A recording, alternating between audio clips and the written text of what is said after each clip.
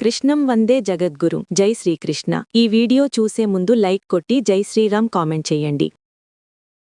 దేవుడి పటాలను ఎన్ని రోజులకొకసారి శుభ్రం చేసుకోవాలి? మనం నిత్యం ఇంట్లో దేవుణ్ణి పూజిస్తూ ఉంటాం. కష్టాలు, ఆర్థిక బాధలు, అనారోగ్యాలు దరిచేరకుండా ఉండాలని మనం దేవుణ్ణి పూజిస్తాం. అయితే చాలామందికి దేవుణ్ణి పూజగదిని ఎప్పుడు శుభ్రం చెయ్యాలి, ఎలా శుభ్రం చెయ్యాలో తెలియదు. పూజగదిని శుభ్రం చేసే విధి విధానాలు తెలియక దేవుణ్ణి ఆగ్రహానికి లోనై ఇబ్బందులకు గురవుతూ ఉంటారు. అసలు దేవుని గది ఏ వారం శుభ్రం చెయ్యాలి, ఎలా శుభ్రం చెయ్యాలి, ఎలాంటి పద్ధతులను పాటిస్తే దేవుడు అనుగ్రహం మనమీద ఉంటుంది అన్న వివరాలు ఇప్పుడు తెలుసుకుందాం. హిందూ పురాణాల ప్రకారం శుభ్రంగా, చక్కగా, సానుకూలంగా ఉన్న ఇంటిని మాత్రమే దేవుడు సందర్శిస్తారని చెప్పబడుతుంది. కాబట్టి ఇంటిని ఎప్పటికప్పుడు శుభ్రం చేసుకుంటూ పూజగదిని అలంకరించుకోవడం వల్ల భగవంతుని ఇంటికి తప్పక వస్తాడు. ఇంటిని శుభ్రపరచుకోవడంలో భాగంగా పూజగదిని శుభ్రంపరచడం కూడా చాలా అవసరం. కాకపోతే కొన్ని జాగ్రత్తలు తీసుకోవాల్సి ఉంటుంది. తెల్లవారితే చాలు చాలామంది భగవంతుడికి పూజలు చేస్తూ ఉంటారు. భగవంతుడికి భక్తి చేతులతో, నియమనిష్టలతో పూజలు చేస్తూ ఉపవాసాలు ఉంటూ భగవంతుడి యొక్క అనుగ్రహం ఎప్పుడు కలుగుతుందా అని వేచి చూస్తూ ఉంటారు. అయితే భగవంతుని యొక్క అనుగ్రహం పొందాలంటే మనం చేసే పూజలకు ఫలితం ఉండాలి. మనం చేసిన పూజకు ఫలితం దక్కాలంటే పూజామందిరం అనేది శుభ్రంగా ఉండాలి. అయితే చాలా మంది పూజామందిరంలో అనవసరమైనవి పెడుతూ ఉంటారు. అలా ఎప్పుడూ కూడా పెట్టకూడదు. చాలా మందికి పూజామందిరాన్ని ఎన్ని రోజులకొకసారి శుభ్రం చెయ్యాలో కూడా అస్సలు తెలియదు. దాని గురించి ఇప్పుడు ఈ వీడియోలో వివరంగా మనం తెలుసుకుందాం.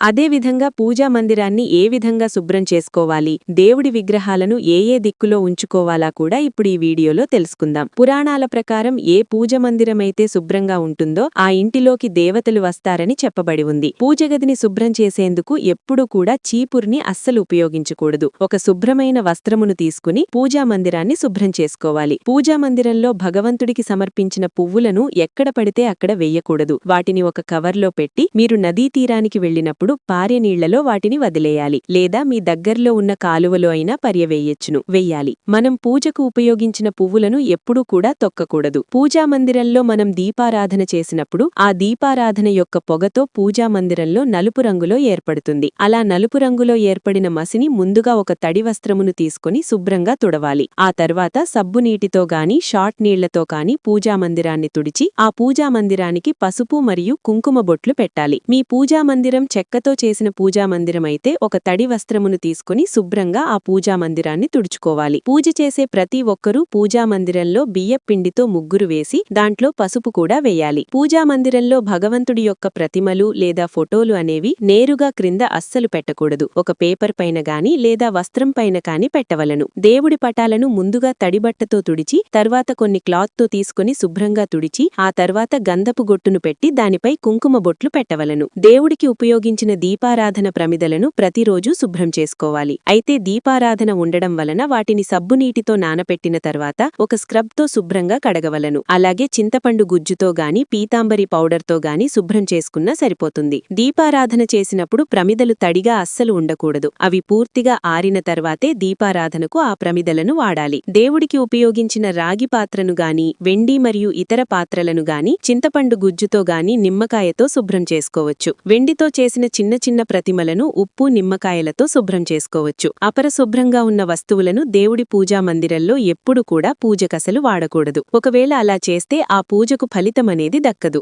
దేవుడి పూజామందిరాన్ని వారానికొకసారైనా శుభ్రం చేసుకోవాలి. అయితే మంగళవారం నాడు కాని శుక్రవారం రోజున కాని పూజామందిరాన్ని ఎట్టి పరిస్థితుల్లోనూ అస్సలు శుభ్రం చేయకూడదు. ఒకవేళ మంగళవారం లేదా శుక్రవారం రోజులలో పండుగ దినాలు వస్తే ముందు రోజు మీ పూజామందిరాన్ని శుభ్రం చేసుకుని ఉంచుకోవాలి. ఈ నియమం వ్రతాలకు, హోమాలకు కూడా వర్తిస్తుంది. వారంలో వచ్చే గురువారం రోజున లేదా శనివారం రోజున పూజామందిరాన్ని శుభ్రం చేసుకోవచ్చని పండితులు చెబుతున్నారు. అమావాస్య రోజున, ఏకాదశి మరియు ద్వాదశి రోజులలో దేవుడు పూజామందిరాన్ని శుభ్రం చేసుకోకూడదు చెబుతున్నారు. దేవుడి పటాలను పాడ్యమి తిథి మరియు గురువారం కలిసి వచ్చిన రోజున శుభ్రం చేసుకుని దేవుడికి పూజ చేస్తే ఆ భగవంతుడి యొక్క అనుగ్రహమనేది మీకు తప్పక లభిస్తుంది. ఎవరికైనా పూజామందిరాన్ని వారానికొకసారైనా శుభ్రం చేసుకోవడం కుదరకపోతే ఈ నెలకు ఒక్కసారైనా తప్పకుండా మీ పూజా మందిరాన్ని శుభ్రం చేసుకోవాలి. పూజా మందిరాన్ని శుభ్రం చేసేటప్పుడు మీ ఇష్టదేవాన్ని స్మరించుకుంటూ శుభ్రం చేస్తే చాలా మంచిది. విరిగిపోయిన దేవుడి పటాలు కానీ, చిరిగిపోయిన దేవుడి పటాలు లేదా ప్రతిమలను పూజా మందిరంలో అస్సలు ఉంచకూడదు. ఇవి ప్రతికూల ఫలితాలను సృష్టిస్తాయి. అలాగే పూజా మందిరంలో ఎక్కువ దేవుడి పటాలను కూడా ఉంచకూడదు. ఒక దేవుడికి సంబంధించిన ప్రతిమ లేదా పటము అనేది ఒక్కటే ఉండాలి. ఈ పూజా మందిరంలో శివలింగమనగా ఉంటే ప్రతినిత్యం శివుడికి అభిషేకమనేది చెయ్యాలి. నీటితో అయినా సరే ప్రతిరోజూ శివలింగానికి అభిషేకం చెయ్యాలి. అలాగే శివలింగం పైన జలాధార కూడా తప్పనిసరిగా ఉంచాలి. ఉగ్రరూపంలో ఉన్న దేవుడి పటాలు లేదా ప్రతిమలనేవి పూజా మందిరంలో అస్సలు ఉంచకూడదు. వీటి ద్వారా నకారాత్మక శక్తులనేవి మీ ఇంట్లోకి ప్రవేశిస్తాయి. దుర్గాదేవి, కాళికాదేవి, ఉగ్ర నరసింహస్వామి యొక్క ఫోటోలు పూజా మందిరంలో అస్సలు పెట్టకూడదు. అలాగే నిల్చున్న లక్ష్మీదేవి యొక్క ప్రతిమ